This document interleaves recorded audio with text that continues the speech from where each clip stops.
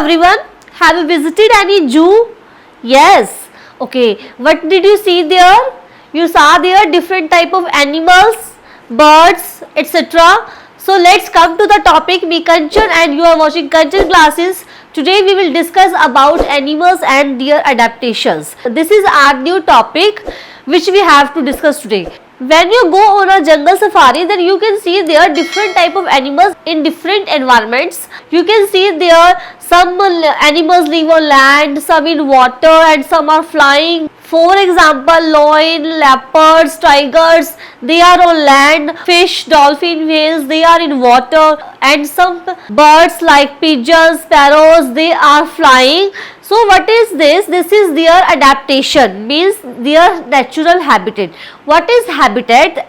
The habitat is a natural environment in which they live, eat and reproduce. Means and किसी भी animal का वो natural environment जहाँ पर वो रहता है, खाता है और रिप्रोड्यूस करता है, वो उसका हैबिटेट है. So what is habitat? The natural environment of an animal where it eats, lives or reproduces. That is called habitat. So different kind of animals have different type of their habitats. Different animals eat different type of foods. Different type of animals have different type of food coverings. So in this chapter we are going to discuss some features like this. So first is how do animals eat, means animals कैसे खाते हैं, क्या खाते हैं.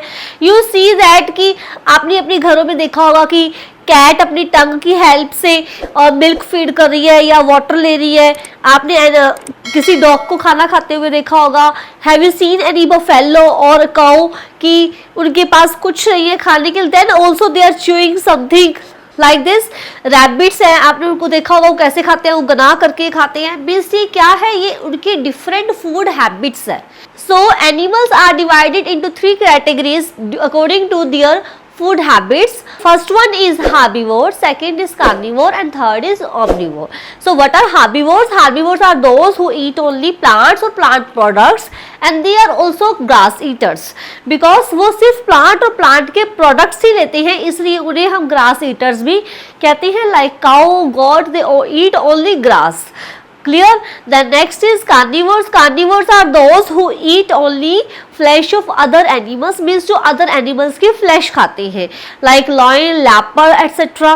And the last one is omnivores. Omnivores are those who eat both plants as well as flesh of other animals. The example of this human, bear, etc. So ये थे हमारे food veg, उनकी फूड हैबिट्स की according उन्हें animals को कितनी categories में divide किया गया है. तो वो 3 कैटेगरीज थी, herbivores, carnivores and omnivores. And now we are going to discuss about breathing in animals. Breathing means सांस लेना and breathing is necessary for all living organisms. Means जितने भी living organisms हैं सबके लिए breathing जरूरी है. What is breathing? It is a process of intake of oxygen and the giving out of carbon dioxide.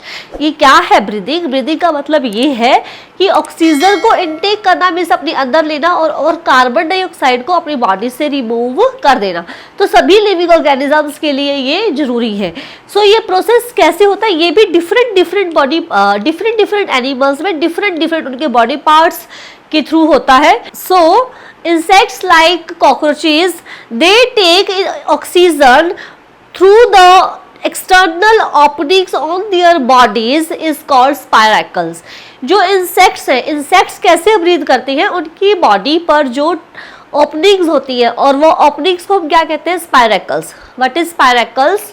What are spiracles? Spiracles are tiny pores on the body of insects. Insects की body पर छोटे छोटे pores होते हैं. उन pores की help से वो ऑक्सीजन को अंदर लेते हैं जिससे वो ब्रीद करते हैं. Through the spiracles, oxygen-rich air passes inside the body of the insects through which there is a network of tubes called trachea. Means कि जो spiracles है, spiracles की हेल्प से जो ऑक्सीजन रिच एयर है वो उनकी बॉडी में एंटर करती है और उनकी बॉडी के इनसाइड एक ट्यूब्स का नेटवर्क है. मीन्स बहुत सारे ट्यूब्स हैं जो उन स्पायरेकल से एंटर करने के बाद एयर उन ट्यूब्स की हेल्प से उनकी बॉडी ऑर्गन्स तक पहुंच जाती है और उन नेटवर्क को हम क्या कहते हैं, trachea. So what is this कि जो इंसेक्ट्स हैं लाइक कॉकरोचेस हैं, उनकी बॉडी पर छोटी छोटी टाइनी ओपनिंग्स होती हैं, उन ओपनिंग्स को हम कहते हैं स्पायरेकल्स। स्पायरेकल्स की हेल्प से जो एयर है वो बॉडी के इनसाइड जाकर जो अंदर नेटवर्क ऑफ ट्यूब्स है वहां तक पहुंचता है, जिसे हम ट्रैकिया कहते हैं, और उसके थ्रू जो एयर है बॉडी के सभी पार्ट्स तक पहुंचती है। तो इस टाइप से जो है इंसेक्ट्स ब्रीद करते हैं। Now next is earthworms.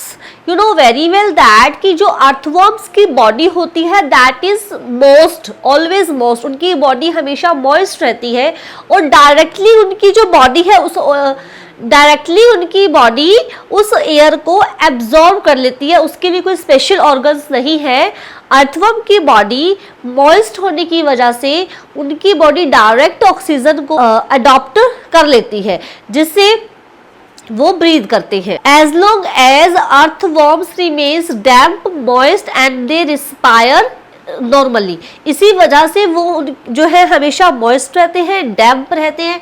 डैम्प का मीनिंग भी यही होता है कि स्लाइटली वेट मीन्स हल्के से गीले रहते हैं, और वो नॉर्मली रिस्पायर करते हैं मीन्स नॉर्मली वो सांस लेते हैं, अपना ब्रीथ करते हैं।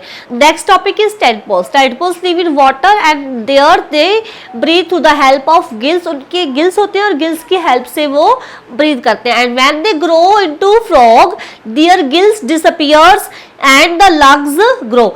मीन्स जब वो टेडपोल से फ्रॉग में कन्वर्ट होते हैं तो उनके जो गिल्स है वो डिसअपियर हो जाते हैं और उनका लंग्स है डेवलप होते हैं और फिर वो लंग्स की हेल्प से ब्रीथ करते हैं। सो tadpoles live in water, they breathe through the gills, and when they live on land after becoming frog they breathe through the lungs. Next is aquatic animals. Aquatic animals means वो animals जो water में ही रहते हैं। The aquatic animals like fish they breathe oxygen dissolve in water. जो water में oxygen dissolve होती है वो उसकी हेल्प से ब्रीथ करती है थ्रू द गिल्स की हेल्प से। And dolphins and whales they do not have gills, instead they have lungs. जो एक्सेप्शनल केस है हमारे डॉल्फिन और व्हेल्स, उनमें गिल्स नहीं होते, उनमें लंग्स होते हैं और वो उन लंग्स की हेल्प से ब्रीथ करते हैं। And the next is human. As you know very well that human breathe through the lungs. A human body consist two lungs, one is larger and one is smaller. Left lung is smaller than the right because it makes space for the heart, क्योंकि ये heart के लिए space बनाता है। और when the air reaches to the lung their size increases and when they release carbon dioxide then their size decreases। means जो हमारी human body में जब एयर नोज से एंटर करती है हमारी बॉडी में तो वो हमारी विंड पाइप तक जाती है और विंड पाइप के बाद जब वो लंग्स में आती है, लंग्स जब उस ऑक्सीजन को रिसीव करते हैं तो उनका साइज इंक्रीज हो जाता है और जब वो कार्बन डाइऑक्साइड इम्प्योर एयर को रिलीज करते हैं तो उनका साइज डिक्रीज हो जाता है। तो ह्यूमन बॉडी लंग्स की हेल्प से ब्रीथ करती है। So this was all about our animals. So what we discuss today about habitat. Habitat is a natural environment where the animal lives, eats or reproduces. This is called habitat, and according to their eating habits they are divided into three categories. First is herbivore, second is carnivore, and third is omnivore. What is herbivore? Herbivores are those who eat only plant or plant products. Next is carnivores. Carnivores are those who eat only flesh of other animals, and the last is omnivores. Omnivores are those who eat both plant or flesh of other animals. Then our next topic was breathing in animals की इस animals breathe कैसे करते हैं, तो इसमें हमने discuss किया था।